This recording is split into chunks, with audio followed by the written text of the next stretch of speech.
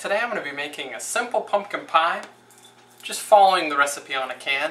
It's quick, easy, not too many ingredients, not too expensive either, and in a little over an hour we'll have a good tasting pumpkin pie.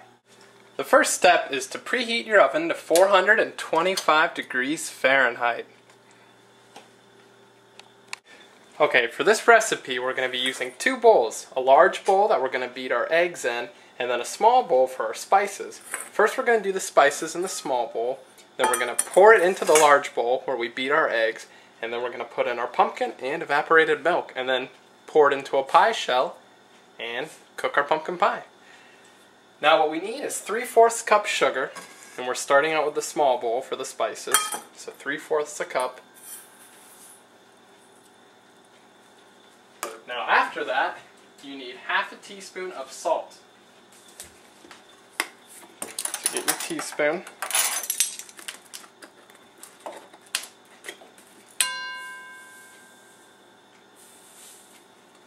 Here's half a teaspoon.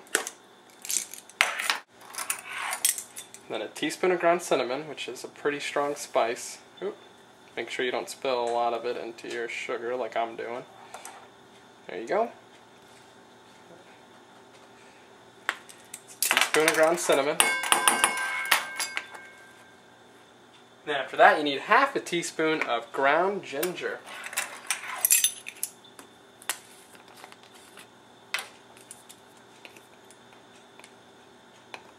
If you've ever had sushi, you've had pickled ginger.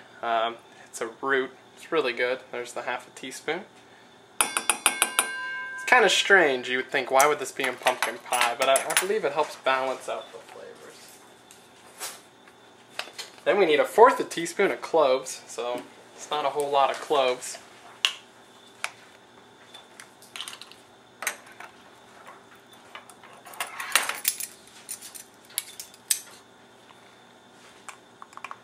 There's 1/4 teaspoon.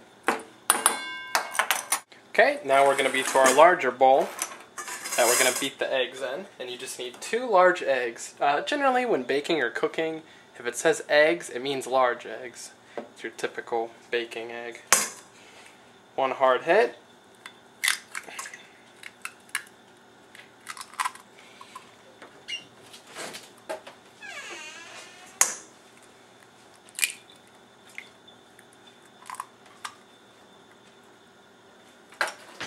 Okay, beat those together.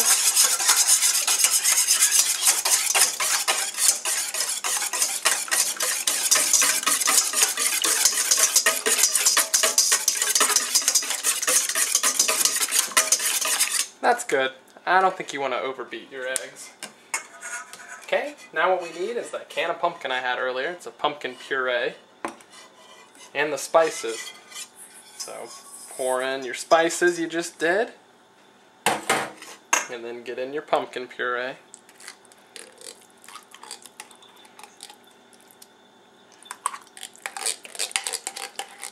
Make sure you kind of definitely scrape it all out of the can. You don't want to waste any of it. Okay, once you get that, mix those together.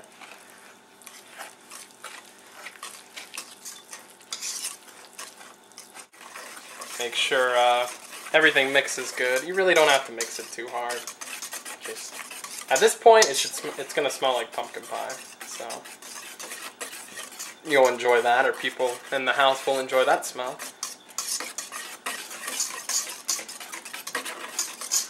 Okay, now at this point, you need a can of evaporated milk, and you're going to pour that in there, but you don't pour it all at once. You just got to pour little by little, mixing as you go.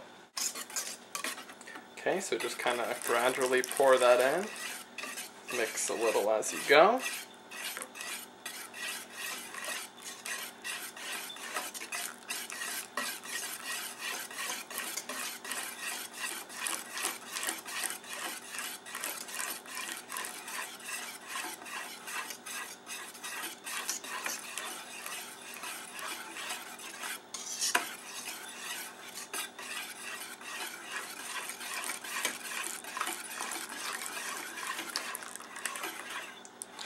There you go.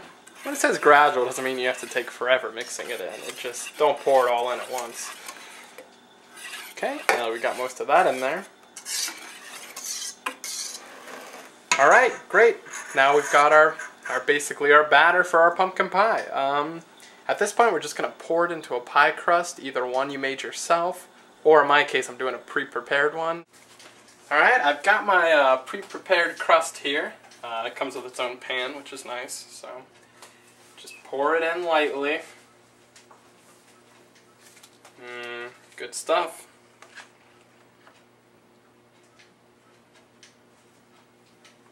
Gonna fill it pretty full, so, well, I mean, you want to get your money's worth, I suppose.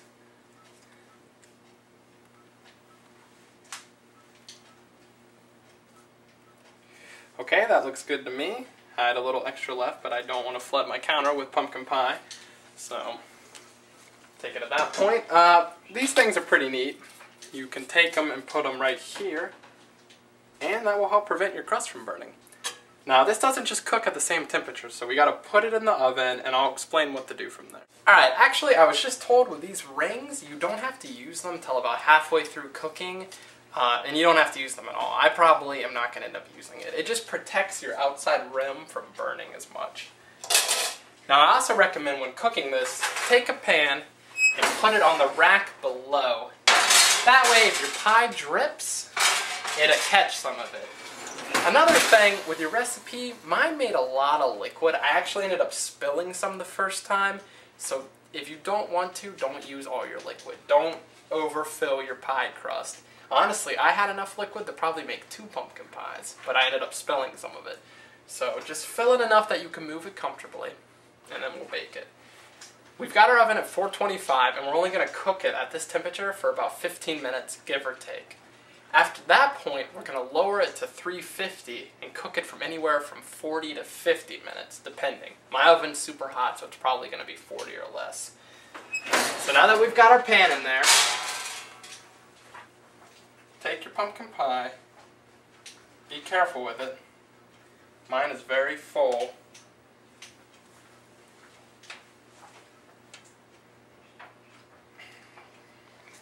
Slide it. I actually spilled some the first time doing this, so really, I mean, don't try to show off. Don't fill it that high. You don't need a huge pumpkin pie. You don't want to spill stuff. Alright, I got it in there. So now I'm going to cook it for a little less than 15 minutes at the temperature we're at now, 425, and then I'm going to lower it to 350 and cook it for another 40 minutes. And then at that point we have to cool it on a wire rack. Alright, it's been baking for 15 minutes, so now what we need to do is lower the temperature to 350. And this is nice, you don't have to move it or even touch it. Now we're just going to cook it from 40 to 50, so if you got a cold oven, closer to 50. My oven is the sun, so I'm probably only going to do 35. At that point, we're going to take it out, put it on a wire rack, and let it cool for a whole 2 hours. But that'll really help it solidify.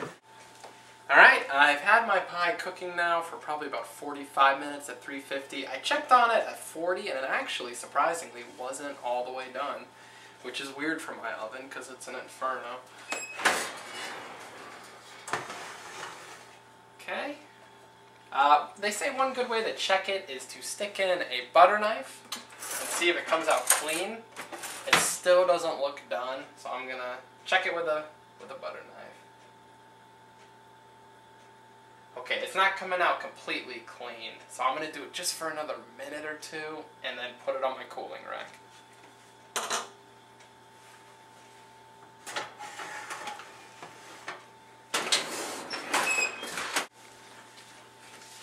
Alright, because my butter knife came out a little dirty, it wasn't completely cooked, so I gave it another minute, and I think it's ready to take out. It had complete cooking on the cooling rack.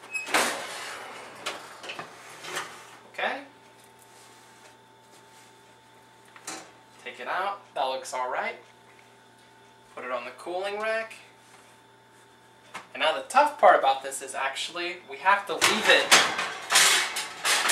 Take out your drip pan. You have to let it cool for 2 hours. At least that's what the can said. If you can't wait that long, just don't burn yourself eating it. But if you really want it to be a good consistency, just wait the 2 hours.